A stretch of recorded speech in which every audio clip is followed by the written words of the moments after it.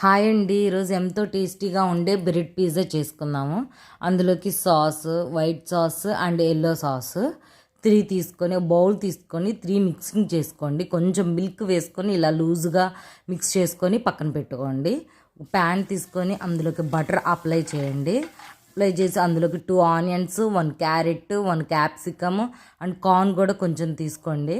2 minutes బాగా fry చేయండి. Deep fry అవసరం లేదు, లైట్ ఫ్రై చేయండి చాలు. అందులో అదే ప్యాన్లోకి బటర్ తీసుకొని బ్రెడ్ బ్రౌన్ కలర్ వచ్చిందాక ఫ్రై చేసుకోండి. వాటి మీద మన స్టఫింగ్ వెజిటేబుల్ స్టఫ్ అండ్ మనం ప్రిపేర్ చేసుకున్న సాస్, చీజు, పెప్పర్, కారం కూడా కొంచెం వేసుకోండి. టేస్ట్గా ఉంటుందండి పెప్పర్ అండ్ కారం వలన. 5 మినిట్స్ లో ఫ్లేమ్లో ఉండి కుక్ చేసుకోండి. ఎంతో టేస్టీగా ఉండే బ్రెడ్ పిజ్జా రెడీ. మీకు నచ్చినట్టయితే సబ్స్క్రైబ్ చేయండి ప్లీజ్.